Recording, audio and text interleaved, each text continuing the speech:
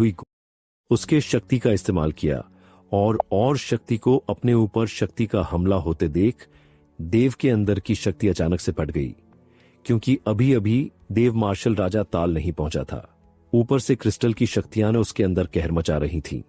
जैसे जैसे क्रिस्टल की शक्तियां देव के अंदर भरती जा रही थीं, वैसे वैसे देव के अंदर उसकी शक्तियां इसके कंट्रोल से बाहर जाती रहे। देव को ऐसे लग रहा था जैसे कि हजारों सूर्य उसके अंदर छुप रही हो। उसने किसी तरह अपने आप को संभाल, वह जानता था कि वह अभी इस वक्त तक नहीं रख सकता, नहीं तो ना उसके लिए अच्छा होगा और ना बाकियों के लिए। वहीं उसके पीछे वाला मास्टर मैसेज बुजुर्ग उसके सामने आ गया। देव जानता था कि वह इस हमले को भी नहीं रख सकता। इस वक्त उसे कोई छोटा बच्चा भी मार सकता था। जब किसी के सामने को अपना सर मुझे खड़ा था, उसने किसी तरह अपने आप को संभाल और सामने की तरफ देखने लगा। जैसे ही वह मार्शल बुजुर्ग देव के पास आया, उसे पर हमला करने के लिए वह बोल, बच्चे तुम्हारी हिम्मत कैसे हुई? मेरे द्वारा रखे गए क्रिस्टल को लेने की शायद तुम्हें नहीं मालूम। यह क्रिस्टल कितनी ज्यादा वेयर है पिस्टल को किसी खास के लिए बनाया गया था, लेकिन तुमने इसे आत्मसात कर लिया। इतना तुम्हारे लिए अच्छा और ना बाकियों के लिए। उसके बाद पर देव ने कुछ नहीं कहा, बस उसे क्रिस्टल के शक्तियों को ग्रहण करने लगा। फिर बोला, मैं नहीं जानता मैंने गलती की है या नहीं, पर अगर आप मुझे मारना चाहते हैं तो मार सकते हैं। मैं इस हालत में नहीं हूं कि आपका विद्रोह कर सकूं, इसलिए आप जो चाहे कर सकते हैं, लेकिन मुझे अपनों के लिए इस शक्ति को ग्रहण करना ही होगा, चाहे इसके लिए दुनिया बर्बाद हो जाए। उसके बाद पर उसे बुजुर्ग की भाव है टांगे। लेकिन वह बोल, बच्चे मैं तुम्हारी हिम्मत की रहना करता हूं, लेकिन यह वह जगह नहीं है जहां पर तुम्हें आना चाहिए था, इसलिए तुम अब इस दुनिया से जा सकते हो। उसके बाद उसने अपनी शक्तियों को इकट्ठा किया और देव पर हमला करने लगा। देव को ऐसे लगा जैसे कि कोई पहाड़ उसके ऊपर दबाव डाल रहा है। उसकी हिम्मत पूरी तरह से टूट चुकी थी। उसकी आंखें धीरे धीरे बंद होने लगी, अंदर और बड़ी। हमले की वजह से देव अपने आप पर कंट्रोल होने लगा। पैसे लगा जैसे कि वह आज उसकी आखिरी दिन है। लेकिन इस वक्त जैसे ही देव की आंखें बंद होने वाली थीं, अचानक से उसके माथे पर राठौर परिवार का निशान चमकने लगा। उसके चारों तरफ एक बेगानी दीवार बन गई, जैसे उसे नेडे पर हमला किया। अचानक से एक बहुत ही प्राचीन शक्ति देव का के अंदर से निकलने लगी।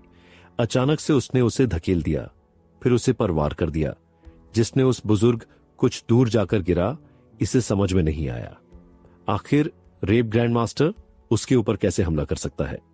एक पल के लिए तो हैरानी से देव को देखने लगा, लेकिन जैसे ही उसने देव को दिखा, उसका पूरा शरीर कांपने लगा और झट से अपने घुटने पर आ गया। बोल, युवराज, मुझे माफ कर दीजिए कि मैं आप पर हमला किया। मुझे सच में नहीं मालूम था कि आप राठौड़ परिवार से हैं और मानव सम्राट के वंशज हैं। उसकी बात पर देव ने कोई जवाब नहीं दिया। इस वक्त वह अपने होश में नहीं था। अचानक से देव के चारों तरफ एक पे एक बेगानी ढाल बन गई और क्यों पूरी तरह से उसमें डूब गया। वक्त बीतता गया। देखते ही देखते 3 सप्ताह इस दल में निकल गए। अचानक से पूरी गुफा कांपने लगी।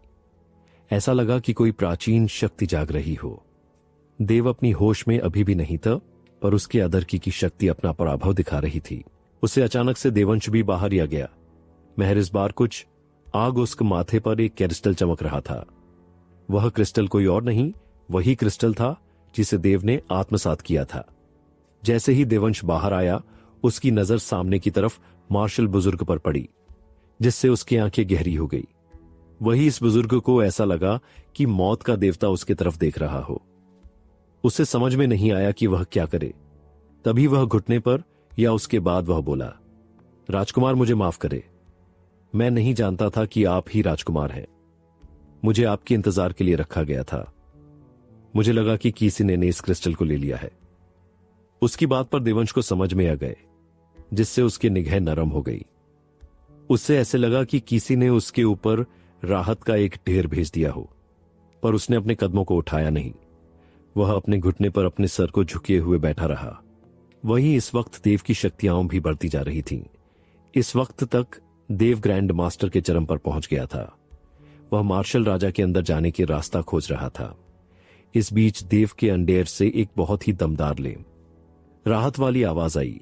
उन्होंने कहा, बच्चे जागी उसकी बात पर।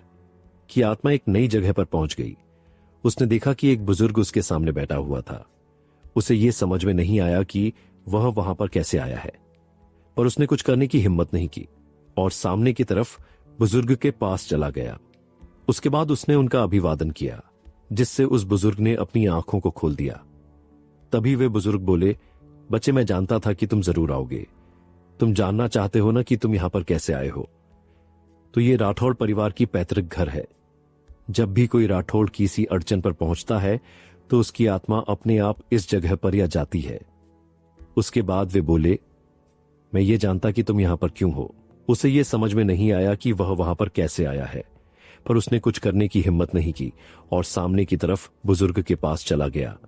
उसके बाद उसने उनका अभिवादन किया, जिससे उस बुजुर्ग ने अपनी आंखों को खोल दिया। तभी वे बुजुर्ग बोले, बच्चे, मैं जानता था कि तुम जरूर आओगे।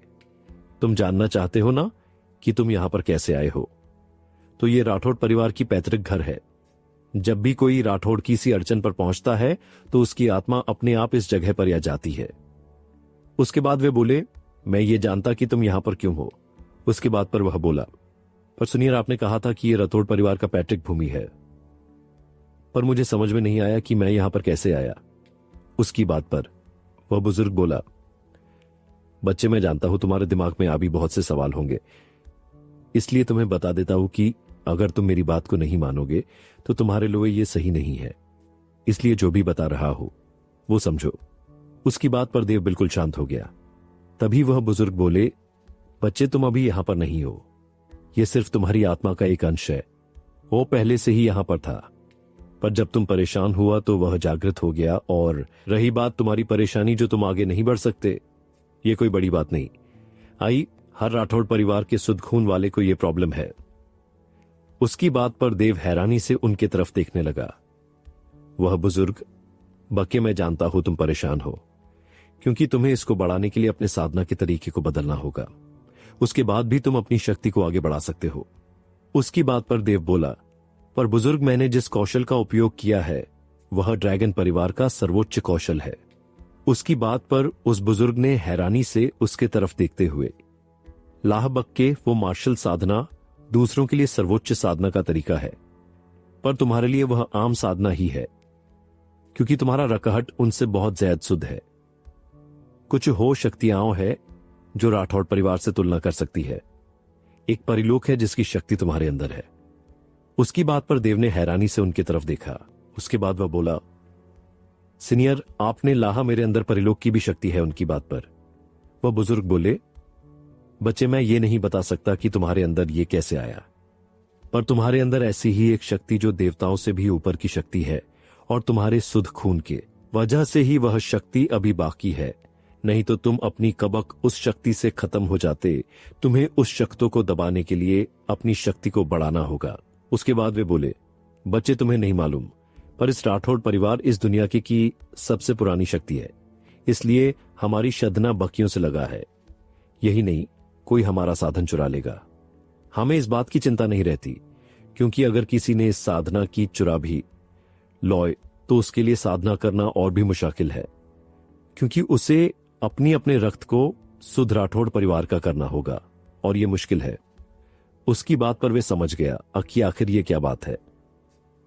उसके बाद वह बोले, आज मैं तुम्हें जो बताने जा रहा है वह सुनी शस्त्र है।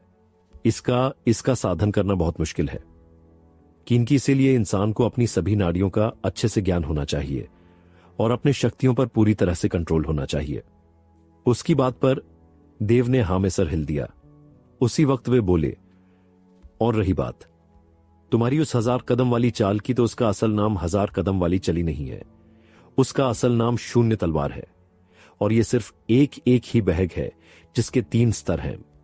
अब तुम इस लायक हो गए हो कि तुम दूसरे भाग को जान सको, पर उसके पहले तुम्हें शून्य शास्त्र पर महारत हासिल करना होगा। उसकी बात पर देव ने हां में सर हिला दिया।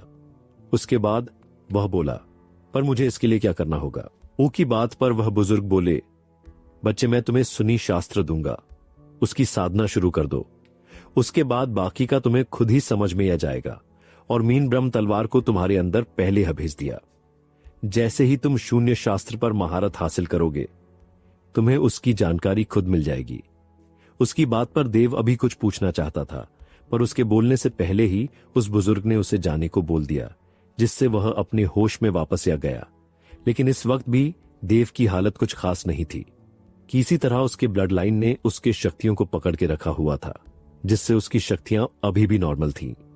पर कभी भी वह बाहर जा सकती थी, क्योंकि उसकी उन सभी शक्तियों को कोई भी रास्ता नहीं मिल पा रहा था जाने की। इसलिए वह और भी पहाड़ के जैसे बढ़ रही थी, जिसके वजह से उन्हें ऐसे लग रहा था जैसे एक ही कोई बहुत बड़ी।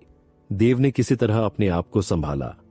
वह समझ गया कि उसे जल्द से जल्द शून्य शास्त्र को शुरू करना होगा। उसके लिए उसने जल्दी से अपनी सभी शक्ति को इकट्ठा किया। उसके बाद वह शून्य शास्त्र को शुरू कर दिया। जैसे जैसे वह शून्य शास्त्र को चलाते जा रहा था, उसे ऐसे लग रहा था जैसे कि उसके अंदर कुछ जग रहा हो, वह जिससे उसे और भी अच्छा लग रहा था। इसलिए उसने अपने सभी शक्ति का इस्तेमाल करना शुरू कर दिया। धीरे धीरे उसे राहत मिलने लगी। जैसे जैसे उसकी शक्तियां बढ़ती जा रही थीं, ऐसे देव कुछ घंटे बैठा रहा। अचानक से उसके अंदर से एक धमाका हुआ, जिससे उसने अपनी आंखों को खोल दिया। इस वक्त उसकी आंखों में एक अलग ही उत्साह था, क्योंकि वह मार्शल राजा के पहले स्तर पर पहुंच चुका था। जैसे ही देव मार्शल राजा पर पहुंचा, उसके आसपास की शक्ति बहुत ज्यादा हलचल हो गई। उसने अचानक से अपनी आंखों को खोल, जिससे उसकी आंखों में बैंगनी रोशनी चमकने लगी। देव ने अपनी हाथों को ऊपर उठाए, जिससे वह धीरे धीरे ऊपर उठाने लग, और मैं तैरने लगा। जैसे जैसे देव ऊपर आसमान में जाते जा रहा था, उसे बहुत ही अच्छा लग रहा। उसने कहा, आखिरकार मैं भी हवा में उड़ सकता हूं। उसके बाद उसने अपने आप को संभाला और इधर उधर उड़ने लगा। तभी उसकी आंखों में एक ठंडक आई। उसने कहा, आज के बाद अगर कोई भी मेरे पास के किसी को भी धमकता है, उसके लिए यह अच्छा नहीं होगा। अब शर्मा परिवार और शाह परिवार को खत्म करने का वक्त आ गया। उसके बाद बहुत तेजी से गुफा के बाहर की तरफ जाने लगा। अभी देव बाहर जाने ही वाला था कि अचानक से उसकी नजर सामने बैठे उसे बुजुर्ग पर पड़ी। जैसे ही उसने उसे दिखा, उसने उससे पूछा, आप यहां पर क्या करें? आपने मेरे ऊपर हमला क्यों नहीं किया? उसकी बात पर उसे बुजुर्ग की हालत और खराब हो गई। उसने कहा, महामहिम, मुझे माफ कर दे। मैं नहीं जानता था कि आप राठौड़ परिवार से हैं और मानव सम्राट के वंशज हैं। इसीलिए मैंने आपके ऊपर हमला किया था। यह क्रिस्टल आपके लिए ही बनाया गया था और मैं इसका रक्षा कर रहा था। मुझे लगा कि कोई और है जिसने इस क्रिस्टल को चुरा लिया। इस गलतफहमी में मैंने आपके ऊपर हमला कर दिया, नहीं तो मेरा आपके ऊपर हमला करने का कोई भी उद्देश्य नहीं था दिया। उसकी बात सुन तो बस सोच में पड़ गया। उसके बाद उसने कहा, आप यहां पर कितने सालों से हैं? उसकी बात पर उस बुजुर्ग ने कहा कि महामहिम में यहां पर लगभग 100 साल से हूं और महामहिम का इंतजार कर रहा था। जब देव ने उसकी बात सुन तो बोला, ठीक है, आज के बाद आप आजाद हैं। उसके ऐसे करते ही वह बहुत ज्यादा डर गया। उसके बाद बोला, महामहिम, मैं जानता हूं मेरी गलती माफ करने लायक है, लेकिन मुझे माफ कर दीजिए। मैंने यह जानबूझकर नहीं किया। जब देव ने उसकी बात सुनी तो वह बोला कि मैं आपको कब का माफ कर दिया है। मैं आपको अब आपके कर्म से आजाद कर रहा हूं। आपने मेरा बहुत ज्यादा इंतजार किया है। आपको अपनी जिंदगी जीना चाहिए।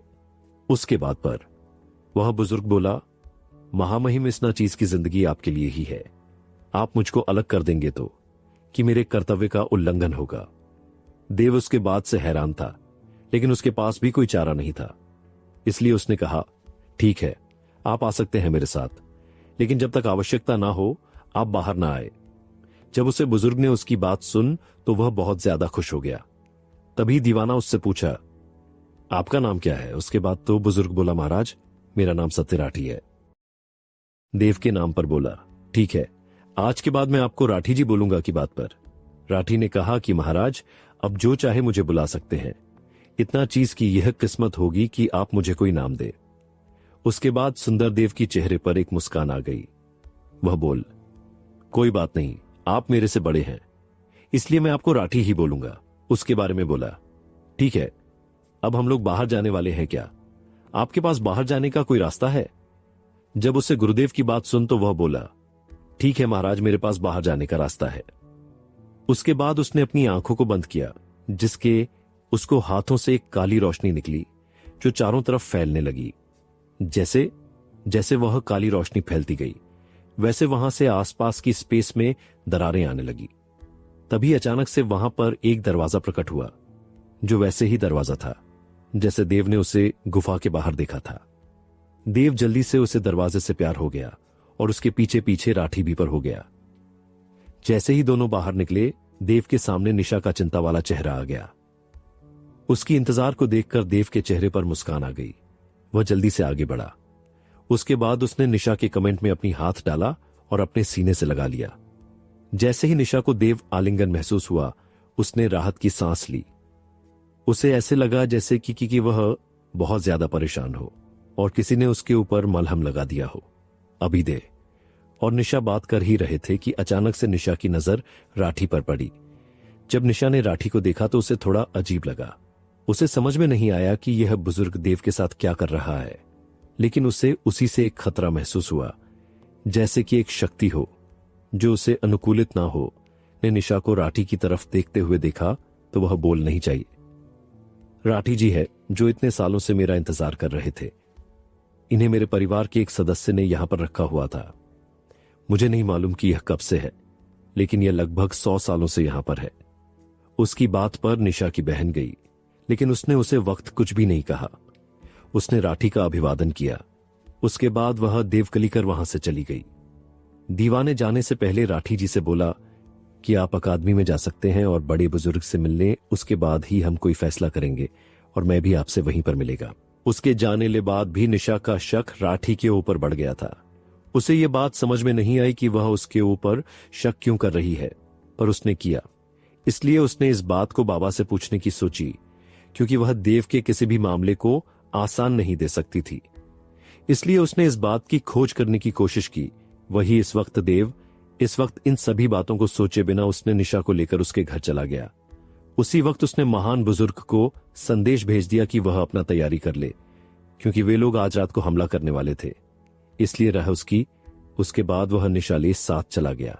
वही इस वक्त दूसरी तरफ शर्मा परिवार के अंदर अचानक से एक बुजुर्ग आया। देखने में कोई भी बता सकता था कि वह त्रिलोक अकादमी का बुजुर्ग है। इसलिए उसने दरवान से कहा कि वह जाकर बता दे कि मैं परिवार के मुखिया से मिलना चाहता हूं। उसकी बात पर उसके बाद शर्मा परिवार का दरवान आश्चर्य में पड़ गया। तभी उसने ध्यान से उसके कपड़े को देखा तो वह समझ गया कि यह अकादमी का बुजुर्ग है। उसने इज्जत से इसका विभाजन किया। उसके बाद बोला, बुजुर्ग आप कुछ देर इंतजार करें, मैं कभी जाकर महामहिम को बता देता हूं उसे। बुजुर्ग ने कहा, जितना जल्दी हो सके उससे कर दो कि विनेश उसे मिलने के लिए आया है। जब द्वारपाल ने उसकी बात सुन तो उसने हां कहा और परिवार के अंदर चला गया। वहीं दूसरी तरफ में हाल में सभी बुजुर्ग और सा परिवार के भी कुछ बुजुर्ग बैठे हुए थे। साथ में काल समुदाय के लोग भी थे। उन तीनों की मीटिंग चल रही थी। वही इस वक्त कल सामुदायिक बुजुर्ग ने कहा, क्या हम एक बच्चे के लिए इतनी तैयारी कर रहे हैं? यह क्या हुआ? उसके लायक है। उसके बाद पर शर्मा परिवार के बुजुर्ग ने कहा, क्या आपने इतनी बार उसे मारने की कोशिश की? क्या आप उसे मार पाए? उसके बाद पर काल समुदाय की बुजुर्ग में कुछ नहीं कहा, पर उसने कहा कि हमने अच्छे से तैयारी नहीं की थी, इसलिए उसे नहीं मारा।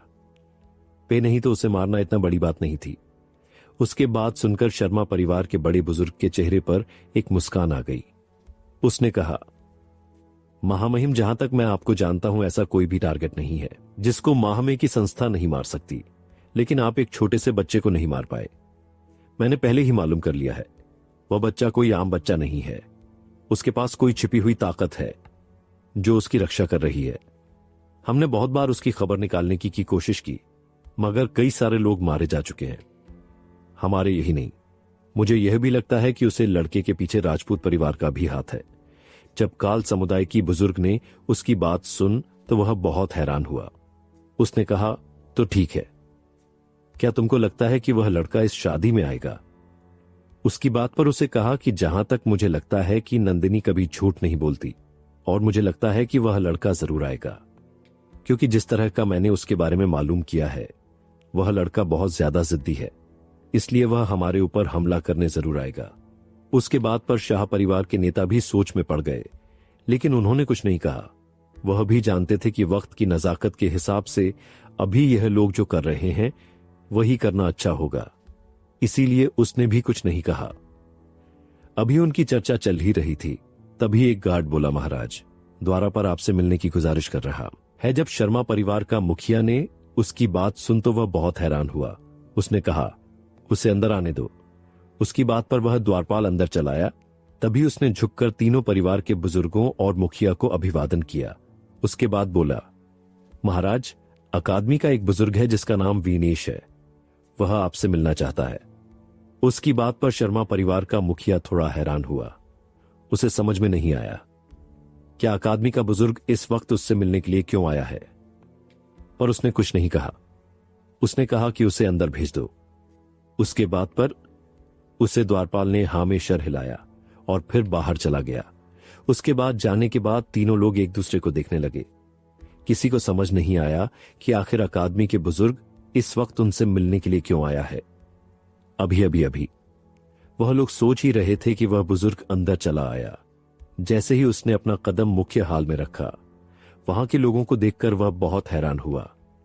उसे समझ में नहीं आया कि आखिर सभी परिवार के लोग यहां क्या कर रहे थे।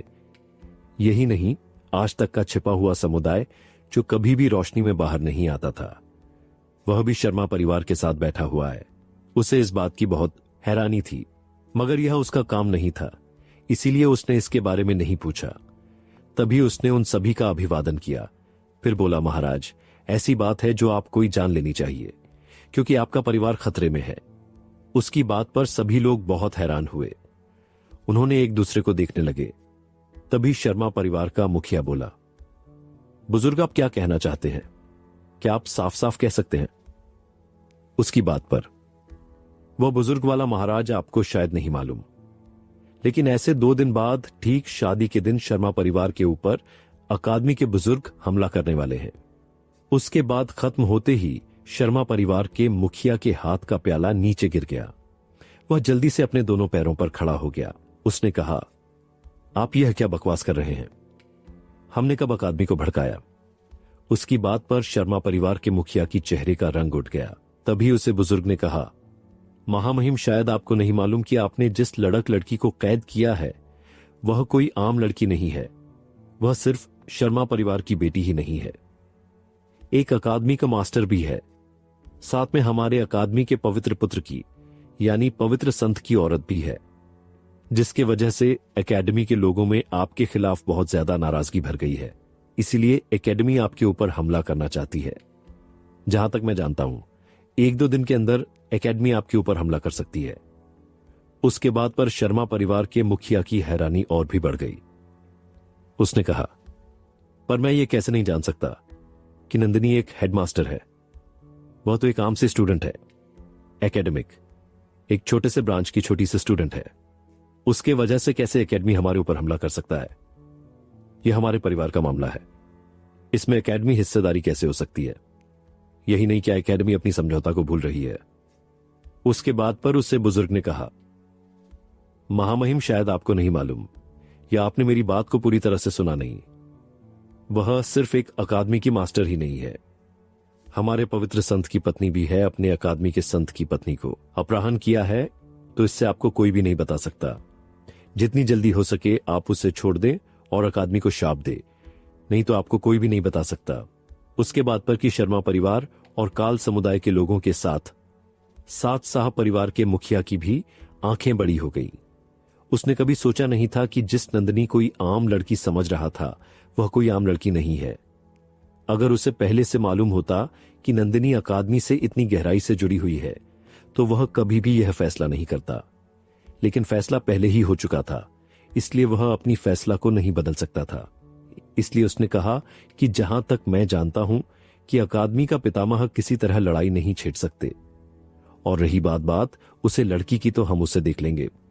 जहां तक है अकेडमी के पितामह के सिवा हमारे तीनों परिवार का सामना नहीं कर सकता है, इसीलिए आप जा सकते हैं। उसके बाद पर वह बुजुर्ग के चेहरे पर एक मुस्कान आ गई। उसने कहा, मेरा ऊपर शर्मा परिवार का एक कर्ज था, इसीलिए मैंने अपने कार्य को पूरा करने के लिए आपको यह जानकारी बता दी। अब आपको कैसे फैसला लेना है। इसके बारे में तो मैं नहीं कर बता सकता, इसलिए अब मैं जा रहा हूं। आप लोग अपना ध्यान रखें। उसके बाद पर फिर उसने एक बार शर्मा परिवार की तरफ देखा और कहा, जहां तक मैं जानता हूं उसकी आपको भी मालूम होना चाहिए कि अकादमी मास्टर अभी भी अकादमी में है। भले ही आप तीनों परिवार मिल जाए, लेकिन एकेडमी मास्टर का भी सामना नहीं कर सकते हैं। अकादमी के पितामह की तो बात छोड़ ही दीजिए, लेकिन उम्मीद है कि आप लोग इस बात को समझेंगे। लेकिन अगर नहीं समझ पाए तो इसमें मेरा कोई भी दोस्त नहीं है। और रही परिवार के मुखिया की, तो आज के बाद हमारे और आपके बीच के समझौता पूरा होता है। मेरे ऊपर से आपका जो भी कर्ज था वह खत्म होता है। पहले ही मैं आपके लिए अकादमी को धोखा दे दिया है, इसलिए आप अब जो भी कहना चाहते हैं वह शादी के दिन ही देखेंगे। लेकिन जहां तक मैं जानता हूं कि पवित्र संत इस वक्त बहुत गुस्से में है और आप तीनों के ऊपर उनका कहर टूटेगा तो आप लोग बर्दाश्त नहीं कर पाएंगे। ये कहने के बाद वह यहां से चला गया।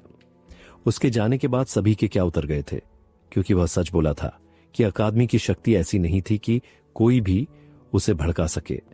यहां तक कि खुद शीर्ष परिवार भी अकादमी की शक्ति को नहीं भटक सकते थे। लेकिन इस वक्त उन्होंने यह काम कर दिया था, तो इसलिए वह लोग पीछे तो नहीं हो सकते थे। इसी वक्त उनकी उतरे चेहरे को देखकर कल समुदाय के मुखिया के ऊपर, उसके चेहरे के ऊपर एक शैतानी मुस्कान आ गई। उसने कहा, हम लोग बहुत पहले से चाहते थे कि अकादमी को खत्म कर दिया जाए, लेकिन हमारे पास कोई बहाना नहीं था। लेकिन इस बार हमारे पास बहुत ही खास बहाना है। आप लोग इस चिंता न करें कि अकेडमी हमारे ऊपर हमला करके हमको डरा देगा। मैंने पहले ही पूर्वज से बात कर ली है। वह हमारे बात जरूर मानेंगे और एकेडमी खिलाफ हमारे लड़ाई में जरूर शामिल होंगे। जैसे ही उसने यह बात कही, उन दोनों के चेहरे पर थोड़ी सी राहत आई, क्योंकि उन्होंने भी सुना था कि कल समुदाय की जो भी बुजुर्ग हैं, जो भी पूर्वज हैं, उनकी शक्ति अकादमी के पितामह की जैसी ही है। इसलिए उन्हें इस बात से डरने की कोई जरूरत नहीं थी अगर कल समुदाय की पूर्वज आ जाए। लेकिन उन्हें क्या मालूम था कि कल समुदाय के पूर्वज खुद ही देव की अंगरक्षक बन गए थे। ऐसे ऐसे ही तीनों की बात खत्म हुई और सभी लोग तीतर भीतर हो गए। वहीं दूसरी तरफ देव इस वक्त निशा के साथ उसके घर में था, इसलिए उसने उससे कहा, क्या बात है? जब से तुमने राठी जी को देखा है तब से मैं देख रहा हूं तुम परेशान दिख रही हो। मैं जानता हूं तुम्हारे पास ऐसे बहुत सवाल होंगे। इसके बारे में तुम जानना चाहती होगी कि मैं राठी जी को अपने साथ क्यों रखा है। मुझे लगता है कि उसकी शक्ति मेरे साथ कुछ मिली हुई है, इसीलिए मैंने उसे अपने साथ मिला के रखा है। शायद तुम्हें नहीं मालूम, पर मुझे लगता है कि कुछ शक्तियां हैं जो मेरे साथ उसकी शक्तियों से मैच होती है, इसलिए मैंने उसे अपने साथ में रखा है। क्या तुम्हें ऐसे लगता है कि मैं ऐसे किसी इंसान को अपने पास रखूंगा जो मेरे लिए खतरा बन सकता है? उसकी बात पर निशा को थोड़ी राहत महसूस हुई, पर उसे जो भी भावना मिली थी राठी जी को, वह उसे भूल नहीं सकती थी। इसलिए उसने कहा, ठीक है, मैं अभी कुछ नहीं कह रही, लेकिन तुम अपना ध्यान रखना और आंख बंद करके उस बुजुर्ग के ऊपर विश्वास मत करना, क्योंकि मैं नहीं चाहती कि तुम किसी खतरे में पड़ो। उसकी बात पर देव के चेहरे पर एक मुस्कान आ गई। उसने कहा, तुम्हें लगता है कि तुम्हारा पति, यानी तुम्हारा होने वाला पति, कुछ ऐसा करेगा जिससे तुम पहले ही विधवा हो गया? अभी तो हमारी शादी भी नहीं हुई, हमारी सुहागरात भी नहीं हुई। देव की बेशर्मी भरी बातों को सुनकर निशा के चेहरे और उसका गाल पूरी तरह से लाल हो। उसने कहा, किसने कहा कि मैं तुमसे शादी करने वाली हूं? उसने झट से उसे पीछे किया और उसके बाद वह से भाग गई। उसके जाने के बाद देव ने एक पल के लिए अपनी आंखों को बंद किया। उसने सोचा कि अगर निशा को या फीलिंग है तो ही उसकी फीलिंग गलत नहीं हो सकती थी। उसे राठी पर विश्वास तो नहीं था, लेकिन वह अपनी भावनाओं को भी ऐसे हावी नहीं कर सकता था। इसलिए उसने कहा कि उसे राठी के ऊपर नजर रखना ही होगा। फिर भी उसने आह भरी। इस वक्त उसे जनशक्ति की आवश्यकता थी, क्योंकि उसके सामने 3 बड़े परिवार थे। उन सभी को उसे देखना था। इसलिए उसने कहा कि आज के बाद वह सभी का ध्यान रखेगा। पर अभी उसने आराम करने के लिए सोचा है, क्योंकि जब तक उसने गुप्त गुफा में गया था तब से वह बहुत ज्यादा थका हुआ था। साथ में मार्शल राजा बनने के बाद उसका शरीर पूरी तरह से ठीक था, लेकिन उसकी मन पूरी तरह से थक गया था। उसकी शक्तियां भी बहुत आबद्ध गई थीं, लेकिन उसने अपनी शक्तियों को काबू कर लिया था। उसने एक पल के लिए सोचा कि वह असुर तलवार ले अंदर चला जाए, लेकिन उसने फिर खारिज कर दिया। इसीलिए अपने मन का आराम देने के लिए उसने आध्यात्मिक साधना करने की सोची, क्योंकि उसकी आदत आध्यात्मिक शक्ति बहुत देर से नहीं बढ़ा हुआ था। इसलिए उसने कहा, ठीक है, पहले शक्ति को बढ़ाना जरूरी है। जैसे जैसे उसकी बात खत्म होती जा रही थी, उसे राठी के बारे में सोचना बंद कर दिया और अपनी आध्यात्मिक साधना करने लगा। धीरे धीरे उसकी ध्यान अभी बढ़ने लगी, लेकिन जरा का फर्क नहीं पड़ा, क्योंकि उसे अच्छे से मालूम था अगर उसे अपने बढ़ा है तो उसे इस बार बहुत ज्यादा मेहनत करनी पड़ेगी।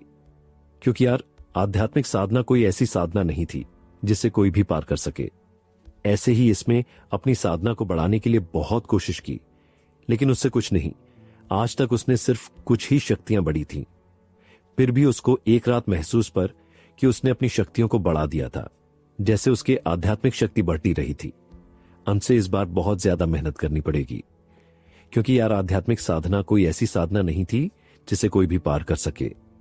ऐसे ही इसमें अपनी साधना को बढ़ाने के लिए बहुत कोशिश की, लेकिन उससे कुछ नहीं। आज तक उसने सिर्फ कुछ ही शक्तियां बढ़ी थी। फिर भी उसको एक रात महसूस पर कि उसने अपनी शक्तियों को बढ़ा दिया था, जैसे उसकी आध्यात्मिक शक्ति बढ़ती रही थी। धीरे धीरे देव की शक्ति बढ़ती जा रही थी, इसलिए उसने अपनी आध्यात्मिक साधना को जारी रखा। लेकिन धीरे धीरे उसे ऐसे लगा जैसे कि कोई ऐसी हो जो उसे कैसे जाग रही थी और उसके आगे बढ़ाने की रास्ते को रोक रही थी। देव को यह समझ नहीं आया, लेकिन इस वक्त उसके पास कोई भी बताने वाला नहीं था कि आगे क्या करना है, क्योंकि उसने कभी नहीं सुना था कि किसी ने आध्यात्मिक साधना की हो।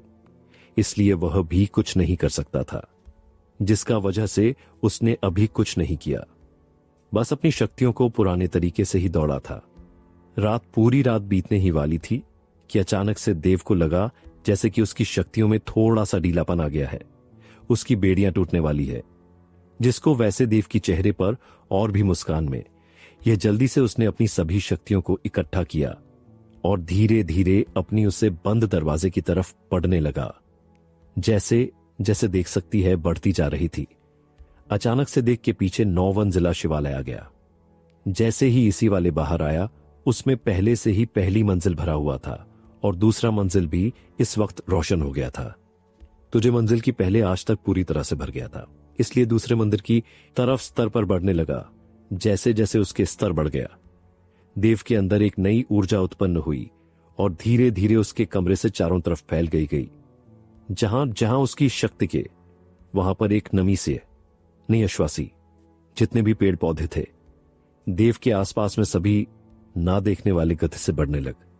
ये नहीं देखा कमरे से बाहर कोई, दूर पर जितने भी जड़ी बूटी लगी हुई थी, सारी जड़ी बूटियां एक से बढ़कर एक बढ़ने लगी। देव इन सभी बातों से हैरान था। उसने अपनी साधना को जारी रखा। उसे मालूम भी नहीं था कि उसकी शक्ति के वजह से क्या हो रहा है।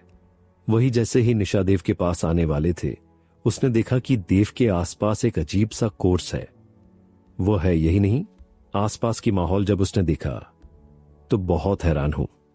इस समय नहीं है कि देव यह कैसी साधना कर रहा है, क्योंकि उसने ऐसे करने के बाद में कभी सुना भी नहीं था।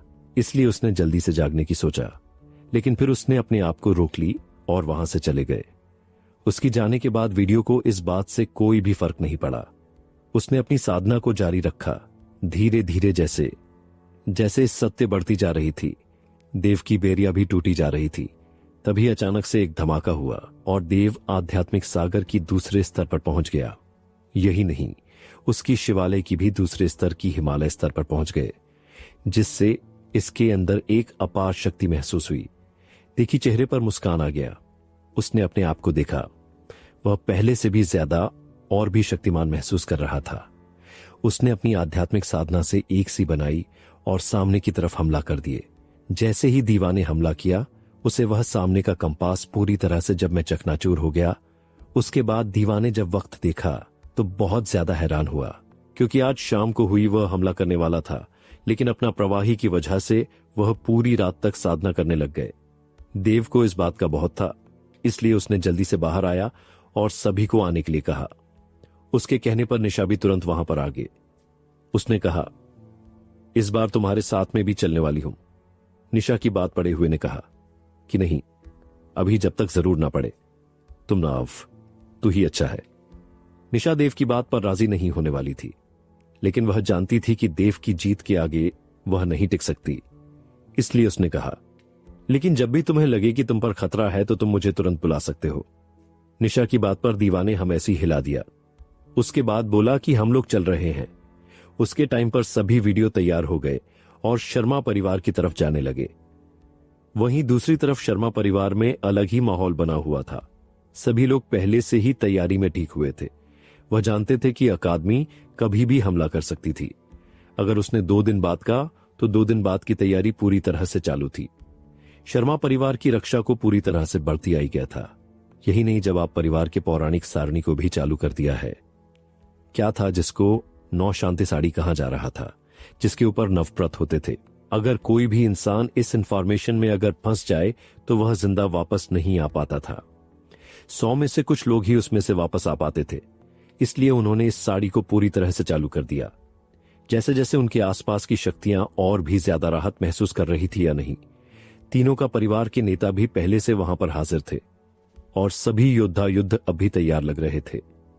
वहीं इस वक्त कल समुदाय की बुजुर्ग ने कहा, मुझे लगता है हम दोनों की शादी पहले ही कर देना चाहिए, क्योंकि अगर अकादमी ने हम पर हमला कर दिया तो हमारे पास एग्जाम होगा। तभी सभा परिवार के मुखिया ने कहा, आपको लगता है कि क्या हम किसी शादीशुदा लड़की की शादी कर सकते हैं? मुझे मालूम चला है कि उसे लड़की ने पहले ही इस लड़के से शादी कर लिया है। उसकी बात पर कल समुद्र है कि नेता ने कहा, यह बात भी सही, हम उसे मारकर ही उससे शादी कर सकते हैं। उसके बाद बाकी लोगों ने सुना तो उनको भी सही लगा, क्योंकि बिना देव को मारे बिना वे लोग नंदिनी की शादी नहीं कर सकते थे। इसीलिए उन्होंने यह सभी चीजें रक्षा पर की। पर उन्हें क्या मालूम था कि उन पर हमला करने के लिए देव एकेडमी को लेकर आएगा, यहां तक कि एकेडमी का पवित्र संत भी होगा। इसीलिए उन्होंने इस चीज की तैयारी की, उसे कोई मौका न दिया जाए। जैसे जैसे उन्होंने अपनी पूरी तरह से तैयारी कर ली और अपनी पूरी सेना को पूरी तरह से जुटा लिया। तीनों परिवारों की बैठक मिलकर यह कोई आम शक्ति नहीं थी। अगर वे चाहते तो पहले ही देव को खत्म कर सकते थे, तो आज उन्हें इतनी तकलीफ नहीं उठानी पड़ती। तभी काल समुदाय के नेता ने कहा, अगर हम लोग उस बच्चे को सीरियसली पहले ही खत्म कर चुके होते तो हमें यह सब नहीं करना पड़ता। उसने चारों तरफ की दुनिया की तरफ देखा और बोला, जब आपको मालूम था कि उस लड़की का चक्कर आपकी बेटी के साथ है तो आपको उसे पहले ही मार देना चाहिए था, उसे बढ़ने नहीं देना चाहिए था। उसकी बात पर शर्मा परिवार के मुखिया ने कहा, मैं नहीं जानता, पर मैंने कई बार कोशिश की, पर जैसे ही कुछ बड़े योद्धा उसके पास जाने वाले होते थे, कुछ ऐसी शक्ति थी या कोई योद्धा जो लोगों को उसके पास नहीं जाने देते थे। उनके पास जाने से पहले ही वे लोग मारे जाते। किसी को भी नहीं मालूम कि कैसे, पर कोई भी उस लड़के को आज तक इसलिए नहीं मार पाया क्योंकि उसकी रक्षा करने के लिए उसके आसपास बहुत सारी शक्तियां आम हैं। यहां तक कि हमने उससे करने के लिए बड़े की सैनिकों की भी मदद ली, पर वे भी उसके ही सैनिक बन गए, जिस वजह से हम लोग उसे नहीं मार पाए। पर इस बात की जानकारी होनी चाहिए कि उस लड़के को मारना इतना आसान होता, या वह लड़का कोई आम लड़का होता तो आज वह एकेडमी का पवित्र संत नहीं बन पाता। मुझे लगता है कि इसमें कोई राज है जो हम लोगों से छिपा हुआ है, क्योंकि एकेडमी का वह पितामह है जो किसी के सामने नहीं आया। अचानक से उसने ऐलान किया कि वह किसी को अपना पवित्र पुत्र बनाने जा रहा है। इस बात से मुझे हैरानी है। तभी काल समुदाय के नेता ने कहा, मुझे लगता है कि उस लड़के का पवित्र पितामह के साथ कुछ तो है, क्योंकि आपको मालूम होना चाहिए उस लड़के का भी नाम राठौर है और एकेडमी के पितामह के नाम में भी राठौर है। क्या ऐसा हो सकता है कि वह लड़का उसके परिवार से हो या उसका ही लड़का हो? उनके अनुमान लगाते ही उन सभी की आंखें हैरानी से बड़ी हो गईं। लेकिन तभी शर्मा परिवार के मुखिया ने कहा, नहीं, मुझे ऐसा नहीं लगता, क्योंकि मैंने मालूम किया है कि वह लड़का पहले एक अनाथ था जो एक छोटे से साम्राज्य की राजधानी में मारा मारा फिरता था। पर अगर एकेडमी के पितामह उसके रिश्तेदार होते तो उन्होंने पहले ही उसे उठा लिया होता और उसे इतनी तकलीफ न होने दी होती। उसकी बात पर काल समुदाय के नेता ने भी हामी भरी, क्योंकि यह भी सच था। शाह परिवार के मुखिया की आंखों में यह बातें खटक रही थीं। उसे लग रहा था कि कुछ तो है जो उन लोगों से छिपा हुआ है। वह क्या है, उसे इस बात की जानकारी नहीं थी, लेकिन वह अंदाजा लगा सकता था कि कुछ तो था जो उन लोगों से छुपा हुआ था। पर इस वक्त उसने कुछ कहना सही नहीं समझा। वह जानता था अगर वह कहेगा भी तो किसी को उसकी बात पर विश्वास नहीं होगा, इसलिए उसने कुछ नहीं कहा। वहीं इस वक्त भी बातों से बेखबर देव आराम से अपनी जगह पर बैठा हुआ था। वह जानता था कि इस वक्त उसे सभी योद्धाओं को तैयार करना होगा। उसने सभी को तैयार होने के आदेश दिए और उसके बाद सभी लोग शर्मा परिवार की तरफ जाने लगे। कुछ ही दिनों के बाद वे लोग शर्मा परिवार के बॉर्डर पर आ गए थे। शर्मा परिवार के बॉर्डर पर आने के बाद राठौर को महसूस हुआ कि कुछ गड़बड़ लग रहा है। उसने चारों तरफ देखा। उसे एक अजीब संरचना दिखाई दी। उसने जल्दी से सभी को रोक दिया। उसकी बात सुनकर बड़े बुजुर्ग बहुत हैरान हुए। उन्होंने कहा, पवित्र संत, क्या बात है? आपने हम सबको क्यों रोका? उनकी बात खत्म होते ही देव ने कहा, मुझे लगता है कि आगे की तरफ बहुत खतरनाक जाल है जो पूरी तरह से छिपा हुआ है। लेकिन उनकी बात पर सभी को बहुत हैरानी हुई। वहीं इस वक्त देव ने चारों तरफ देख रहा था। वह जानता था कि उन्होंने पहले ही उनके लिए एक जाल बिछाकर रखा था, पर उसकी आध्यात्मिक शक्ति बढ़ने की वजह से उन लोगों से नहीं छिपा। देव को अच्छे से अनुमान था। उसने उस संरचना की तोड़ को खोजना शुरू कर दिया। भले ही देव को संरचनाओं के बारे में ज्यादा मालूम नहीं था, पर वह इस बात को अच्छे से जानता था कि जहां पर उसका केंद्र होगा उसकी शक्तियां भी सबसे ज्यादा वहीं पर होंगी और उसकी कमजोरी भी वहीं पर होगी। इसलिए उसने उस संरचना के केंद्र को ढूंढना शुरू कर दिया। पर उसे इस बात की बहुत हैरानी हुई कि बहुत कोशिश करने के बाद भी संरचना का कोर नहीं मिल पा रहा था। जैसे कोई अज्ञात शक्ति थी जो उसे ऐसा करने से रोक रही थी। देव को इस बात की बहुत हैरानी हुई कि कोई ऊपर की संरचना है जो अब भी उसके बस की बात नहीं थी, पर वह ऐसे आगे नहीं जा सकता था। वह अच्छे से जानता था कि अगर उनके बॉर्डर पर आया है तो वे लोग नंदिनी के साथ कुछ भी कर सकते थे या उसकी शादी जबरदस्ती भी कर सकते थे। वहीं दूसरी तरफ शर्मा परिवार के अंदर जैसे ही उन्होंने देखा कि इस वक्त चारों तरफ आर्यन के योद्धा खड़े थे, तो उन्हें इस बात की हैरानी पहले ही थी, पर उन्होंने अपने को संभाला और अपने योद्धाओं को तैयार होने के लिए बोल दिया। जैसे जैसे देव अपनी आध्यात्मिक शक्ति को बढ़ाता जा रहा था, उसे कोई भी सुराग नहीं मिला। उसने बहुत ज्यादा कोशिश की, पर इस बात से परेशान होकर देव ने सभी से बोला कि अभी हम यहीं पर इंतजार करेंगे। हमला करने से पहले आप लोग कुछ आराम कर लीजिए। देव की बात सुनकर सभी को बहुत हैरानी हुई, क्योंकि वे लोग सभी मार्शल राजा और मार्शल ग्रैंड मास्टर और मार्शल मास्टर्स थे, इसलिए उन्हें थकान का नामो निशान नहीं था। पर वे पवित्र संत की बातों को नहीं टाल सकते थे, इसलिए उन्होंने कहा, ठीक है पवित्र संत, ऐसे बोला। उसके बाद वे लोग अपनी अपनी जगह तंबू लगाकर अंदर चले गए। वहीं दूसरी तरफ देव धीरे से उस संरचना के अंदर आया।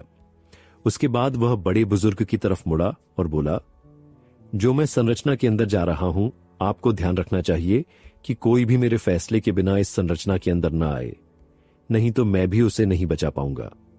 उसकी बात पर बड़े बुजुर्ग ने कहा, पवित्र पुत्र, आप ऐसे नहीं जा सकते। आपको मालूम होना चाहिए कि इसके अंदर आपको खतरा हो सकता है, इसलिए मैं चाहता हूं कि आप न जाएं और किसी और को भेज सकता हूं या मैं खुद जा सकता हूं। उसकी बात पर देव ने कहा, क्या आप लोगों को संरचना के बारे में कुछ मालूम है? देव की बात पर उन्होंने नाम में सर हिला दिया। फिर देव ने कहा, मैं जानता हूं आप लोगों को मेरी फिक्र है, लेकिन आपको मालूम होना चाहिए कि मेरी मदद करने से पहले आपको क्या मालूम होना चाहिए कि वह किस तरह की है, नहीं तो आप लोग मुझे भी फंसा देंगे। देव की बात पर महान बुजुर्गों ने अपना सर झुका लिया। वे जानते थे इस वक्त वे देव के किसी काम नहीं आए थे, लेकिन फिर भी उन्होंने उसे सही से जाने के लिए बोला कि कहीं उसे कोई परेशानी ना हो। उनकी बात पर देव के चेहरे पर एक मुस्कान आ गई। उसने कहा, ठीक है प्रभु जी, आप जैसे करें वह सही करूंगा। मैं आपका ध्यान दूंगा जब तक कि मैं जांच न करूं कि आगे मुझे खतरा है। मैं उस खतरे को नहीं उठाऊंगा, इसलिए आप इस बात से निश्चित रहिए कि मुझे कुछ होने वाला है। उसके बाद देव ने अपनी आध्यात्मिक शक्ति को फैलाया और जहां जहां भी उसे संरचना के अंदर शक्तियों की कमी लग रही थी, वह वहां जाते रहा और संरचना के अंदर चला गया। वहीं जैसे ही शर्मा परिवार के मुखिया ने देखा कि देव संरचना के अंदर अकेला आ रहा है, उसे इस बात की बहुत हैरानी हुई। वह समझ गया कि देव करना क्या चाहता है। उसने अपने पास बैठे सब परिवार और काल समुदाय के नेता की तरफ देखा और वे तीनों भी बारी बारी से एक दूसरे को देख रहे थे। उन्हें समझ में नहीं आया कि आखिर वह करना क्या चाहता है। देव अकेले ही अंदर क्यों गया? क्या वह अकेले मरना चाहता है? इस बात से शर्मा परिवार के मुखिया की आंखें चौड़ी हो गईं। साथ में उसे एक खुशी भी थी। उसने कहा, चाहे जो भी हो, लेकिन अब हम इस लड़के को मार सकते हैं और अब अपनी परेशानियों को खत्म कर सकते हैं। उसके बाद सब परिवार के मुखिया ने उसे रोक दिया। उसने कहा, मैं देखना चाहता हूं यह लड़का करना क्या चाहता है। अभी आप उस पर हमला नहीं कर सकते, क्योंकि अगर आपने संरचना के अंदर उस पर हमला किया तो संरचना टूट भी सकती है। जब तक कि वह हमारी रेंज में आ जाए उस पर हमला मत करना। देव आगे बढ़ता जा रहा था। उसे यह जानकारी थी कि वह संरचना की कोर कैसे ढूंढेगा, इसलिए उसने धीरे धीरे अपनी आध्यात्मिक शक्ति को और गहराई से फैलाना शुरू कर दिया।